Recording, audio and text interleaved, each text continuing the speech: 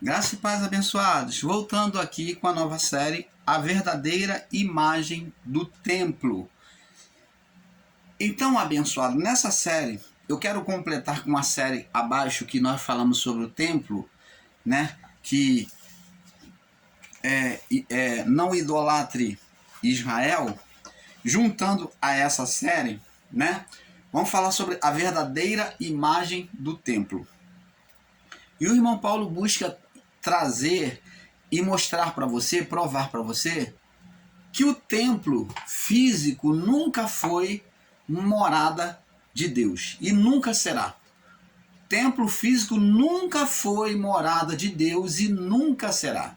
Então vamos estar explicando aqui detalhadamente, tá? Uma pequena série, né? Eu acredito que vai dar no máximo uma ou duas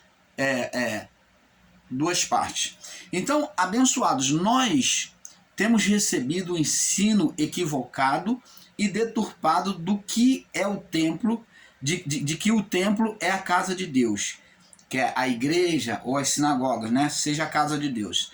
Tendo o entendimento equivocado de que Deus mandou Salomão fazer para ele, no lugar do seu pai Davi, uma casa, não um templo para ele. Mas isto não é verdade. Então, os nossos amados e ensinadores, pastores evangélicos, ensinam e pegam lá no livro de Reis ou de Samuel.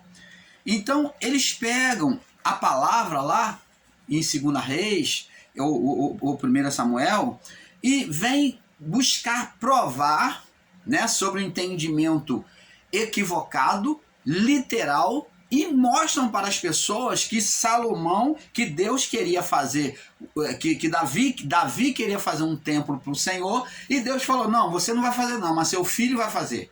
Isso aconteceu? De fato, mas Deus não pediu templo a Davi, mas ele permitiu que Salomão fizesse. Vamos agora, para termos um entendimento,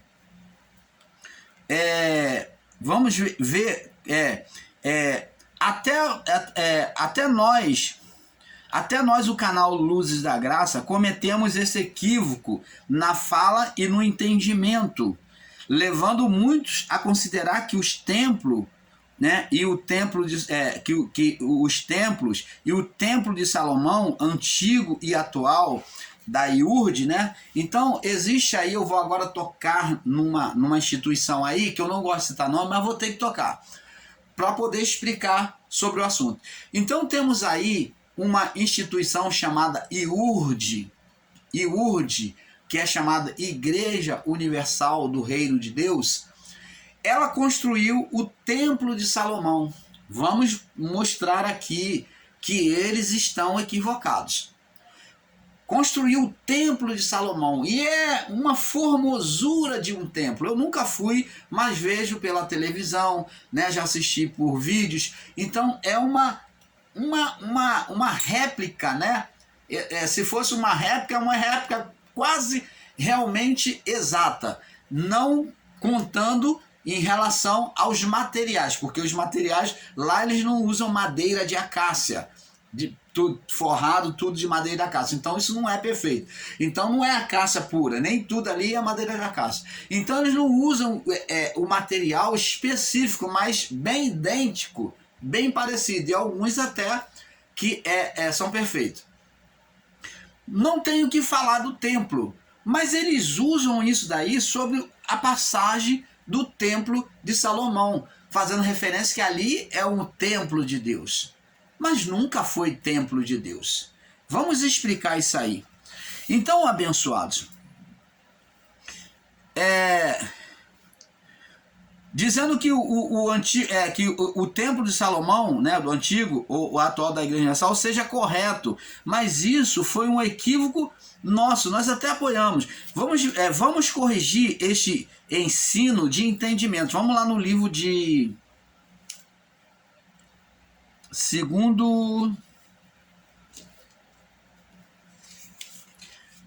Samuel, 2 Samuel, capítulo 2 Samuel, no capítulo Vamos explicar aqui sobre a palavra, tá? Para não ficar a palavra do irmão Paulo. Vamos ver se o templo realmente era morada de Deus. Vamos ler aqui. 2 Samuel, capítulo 7.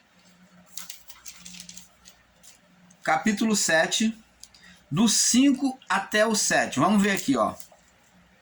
Vamos ler do verso 1, que eu não gosto de ler, deixar para não trazer um mau entendimento. Vamos ler, capítulo 7 até do 1 ao 7. Diz assim: Sucedeu que, estando o rei Davi em sua casa, e tendo o Senhor dado descanso de todos os seus inimigos em redor, disse o rei Davi ao profeta Natã: Eis que eu moro numa casa de cedro, uma casa confortável, e a casa de Deus, e a casa que Deus mora dentro de cortina, e Deus mora, e a arca de Deus, aliás, e a arca de Deus mora dentro de cortina.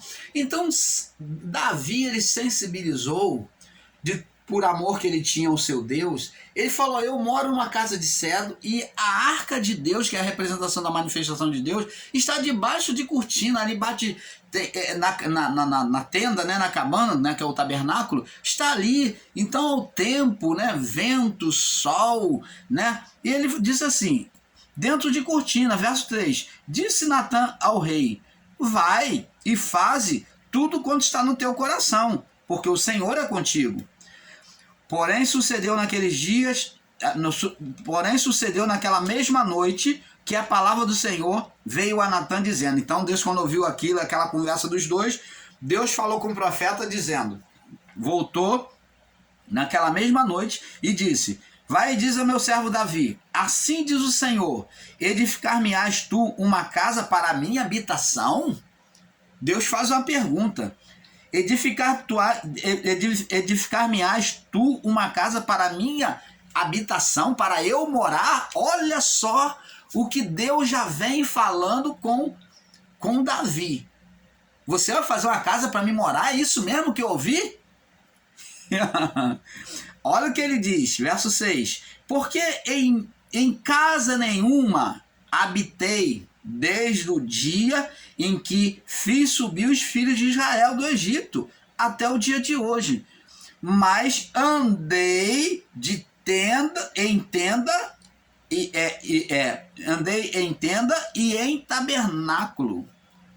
Deus falou sempre: andei, me manifestei junto com vocês de um lugar para o outro. A tenda era nômade, uma hora eles assentavam no lugar, cavavam lá, faziam cerca lá do átrio e botavam o tabernáculo ali, eles levantavam a tenda ali. Daqui a pouco, se eles iam andar, eles tinham que desmontar tudo, botar no carro de boi e chegar lá no lugar, montar tudo de novo. E ela tinha a posição correta. O átrio sempre, o portão sempre apontado para o oriente.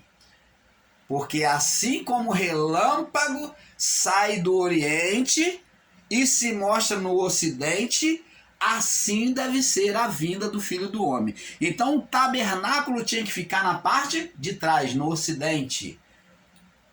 Ele tinha que ser montado nos fundos, no ocidente. Então disse: edificar-me-ás tu uma casa para minha habitação? Verso 6. Porque em casa nenhuma habitei desde o dia em que fiz subir os filhos de Israel do Egito, até o dia de hoje. Mas andei em tenda e em tabernáculo.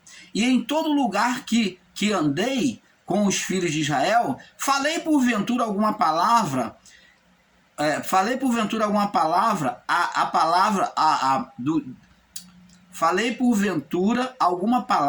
a alguma das tribos de Israel, a quem mandei apacentar meu povo de Israel, dizendo: por que não me edificais uma casa? E Deus está falando: eu por acaso pedi a alguma tribo, cobrei de alguma tribo para me edificar alguma casa, Davi? Ele está falando pela boca do profeta Natã. Ele está perguntando: agora, pois, assim dirás ao meu servo Davi: assim diz o Senhor dos Exércitos, eu te tomei da malhada e de trás das ovelhas, para que fosse soberano sobre o meu povo, sobre Israel.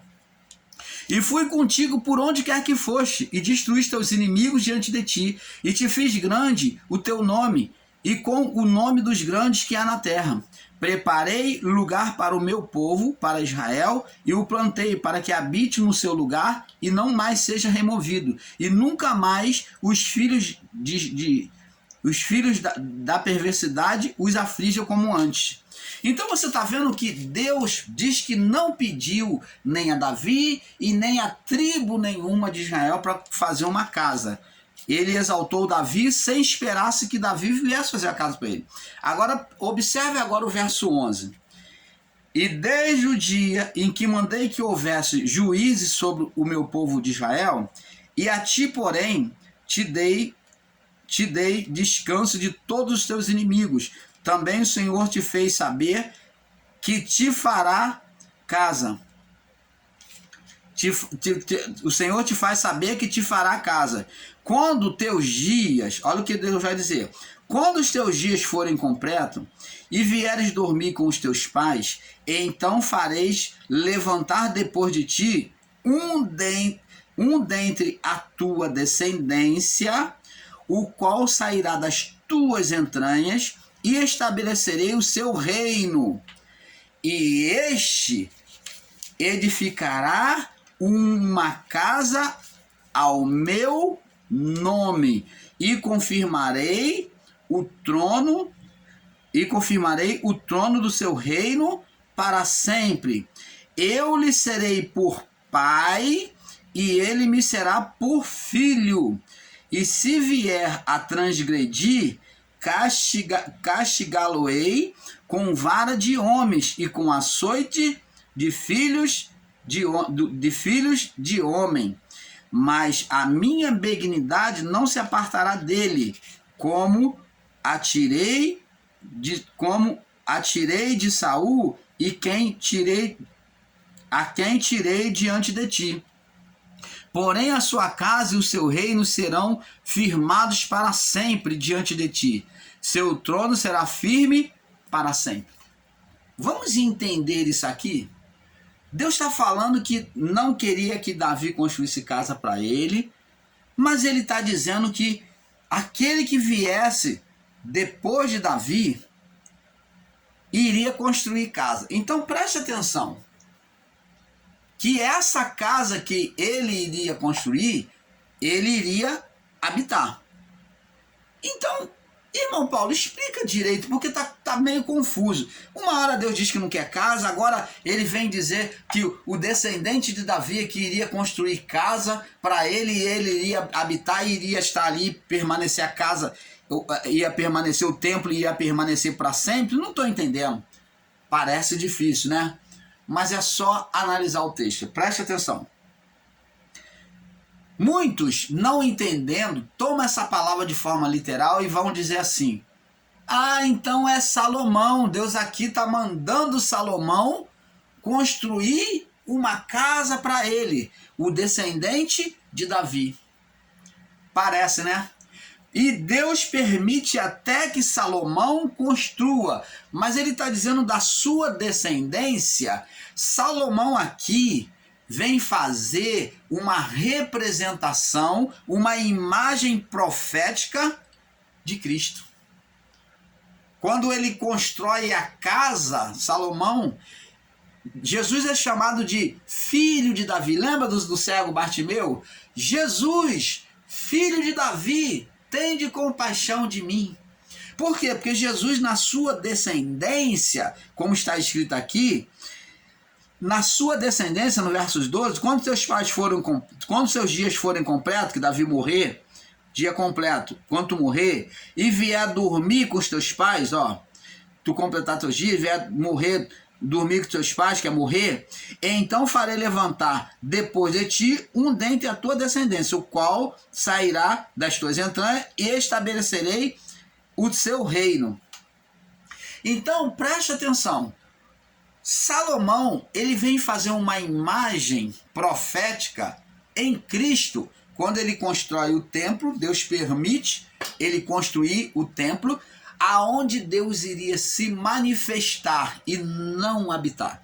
Porque esse templo que Salomão faz de forma física, ele constrói de forma física, que Deus permite, ele vem fazer uma imagem escatológica do Cristo, do Filho de Deus. Por isso que Jesus, diante do templo lá de Herodes, que estava sendo reedificado, Jesus ele se igualou ao templo diante dos discípulos e disse: destruí esse templo e eu o levantarei em 3 dias. Ele se igualou ao templo porque o templo era uma representação nele mesmo. E nós vamos ver aqui na leitura, vamos agora entender na leitura, que o templo ele foi uma manifestação, uma expressão do Cristo encarnado, do Deus encarnado por meio do Filho. Então era um templo físico, então era Deus se manifestando por meio do físico, do mundo físico. Foi a representação do templo construído por Salomão. Mas esse templo que Deus ele diz: e este edificará, verso 13, uma casa em meu nome. Qual é o nome que Deus ele deu ao seu filho? Jesus. Foi o nome que Deus deu. Não foi Maria, não foi José que deu, não. Deus, ele, por meio do anjo, ele falou: ó, seu nome se chamará Emanuel, Jesus, o Deus conosco. E eu confirmarei o seu trono para sempre. Se nós formos tomar isso aqui literal, então era para o templo de Jerusalém nunca ser destruído. E quantas vezes já foi destruído o templo de Jerusalém do período da Babilônia, né, de Esdras lá, né? Do período da Babilônia foi destruído. Quantas vezes o templo? Acho que umas 3 vezes, né? Então, isso daqui seria uma mentira, porque ele diz que ia confirmar o trono para sempre, mas ele fala de trono, é o trono do Cristo, do Filho, que seria representado por meio do templo físico. Então, primeiro vem a representação do templo físico, representando o Filho, a encarnação de Deus por meio do Filho. O Verbo se fez carne e habitou entre nós. Antes, a representação do Filho era pelo templo.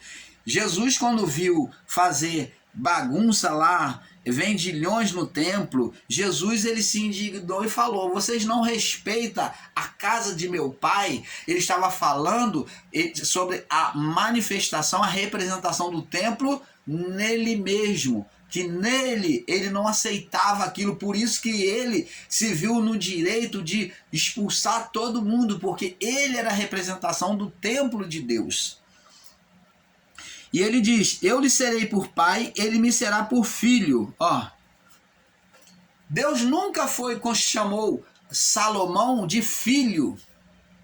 O único que foi chamado de filho foi Jesus, que chegando ao batismo, quando ele se batizou, saiu das águas, o céu se abriu e disse, ele ouviu-se uma voz do céu que dizia: este é o meu filho amado em quem eu tenho prazer, em quem eu me comprazo. Então, você está vendo, o homem na condição de pecado adriano, ele não podia ser chamado de filho de Deus. Mas aqui diz que ele seria chamado de filho. Quem é esse filho? O Cristo.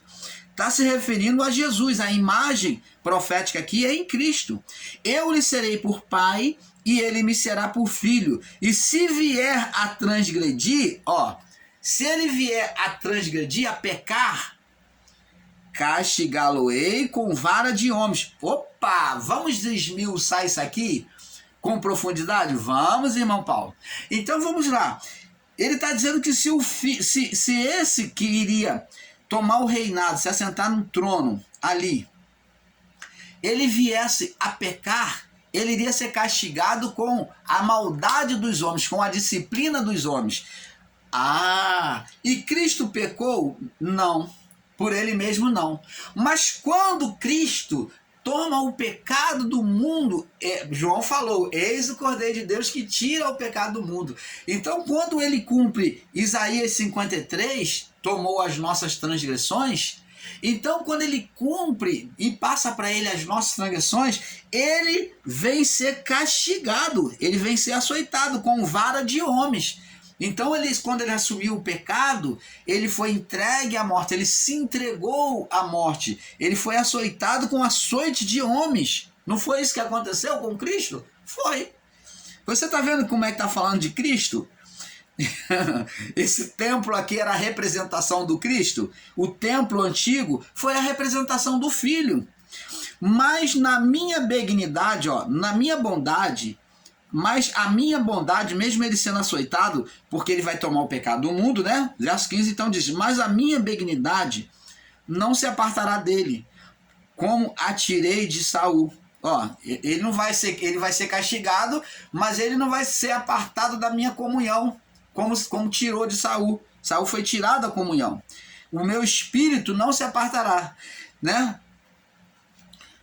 E diz assim, a quem tirei de Saul, porém a tua casa e o teu reino serão firmados para sempre. Qual casa?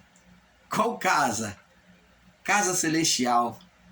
O seu reino celestial, o reino de Cristo, que é a graça anunciada agora, né? A sua graça, o seu reino serão firmados para sempre diante de ti, e o teu trono será para sempre. Então, abençoados, se formos tomar isso aqui de forma literal, como um templo físico de Salomão, por que o templo foi destruído? Por que Salomão morreu? Ele perdeu o trono dele deixou de existir.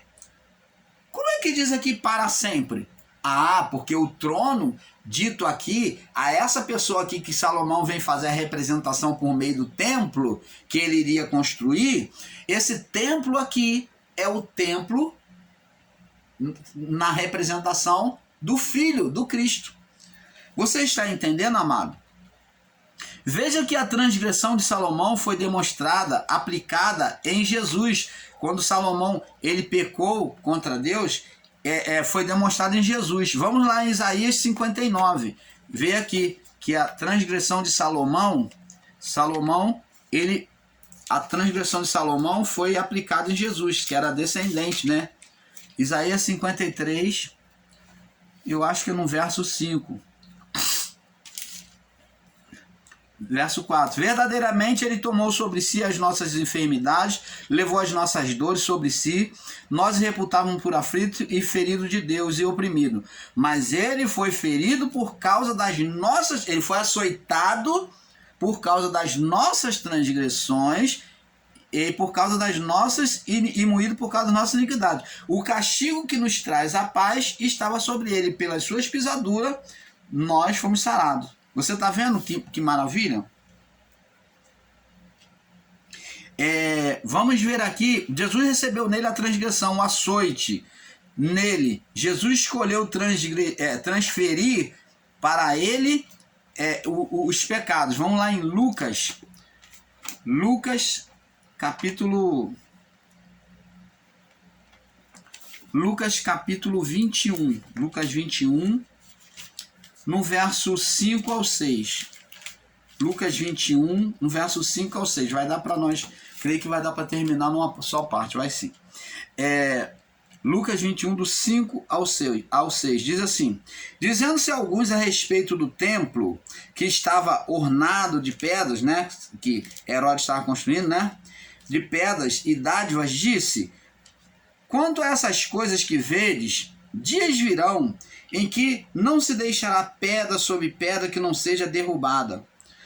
E perguntaram-lhe, dizendo: mestre, quando serão essas coisas? Quando serão, pois, essas coisas? E que sinal haverá quando estiver para acontecer?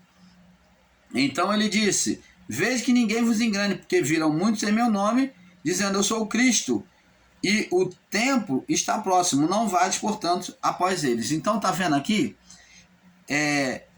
Cristo está mostrando-se como o templo, a representação do templo. O templo foi a representação do Cristo que viria. Então, esse templo já não existe. O templo nunca foi, o templo físico nunca foi habitação de Deus, mas ele só apenas fez uma imagem sobre aquele que viria, que é o templo perfeito de Deus. Veja que o templo, veja que Salomão o templo, Jesus, estavam interligados. Então você vê aqui, vamos lá em 1 Corinto, confirmando sobre a palavra de Paulo, aonde Paulo diz que nós somos o templo. 1 Coríntios, capítulo 3, no verso 16 e 17, diz assim: não sabeis que vós sois o templo de Deus e que o Espírito de Deus habita em vós? Se alguém destruir o templo de Deus, Deus o destruirá, porque o templo de Deus sois vós, que é santo. Então, Cristo já estava mostrando por meio dele mesmo que o templo seria nós. Então ele foi o primeiro templo, o templo perfeito, para que nós tornássemos a ser a habitação de Deus, fôssemos tirados da morte espiritual, do inferno, da separação de Deus. Então agora de volta a uma comunhão como templo de Deus, né? Tirado da condenação adriana, agora somos templo de Deus e Deus se manifesta sobre a nossa vida e por nós. Vamos em João 4, para nós fecharmos esse assunto. João 4, né? Um vídeo muito curto, mas só para completar, para edificar o pensamento, o entendimento dos irmãos. João 4, 23. 4, no verso 23, 24. Diz assim: Deus é espírito, e importa que os que o adorem em espírito e em verdade. Você está vendo? Quando ele diz que Jesus, ele diz para a mulher a mulher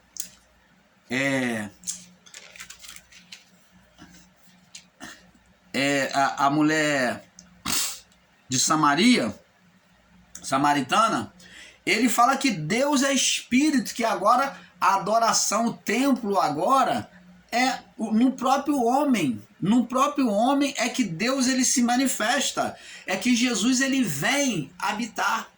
Então você está vendo, Jesus já voltou e ele se manifesta em nós mesmos, no templo, que somos nós. Deus é espírito e importa que os que o adorem, não adorem mais no templo físico, mas aonde? Em espírito e em verdade, na parte interior.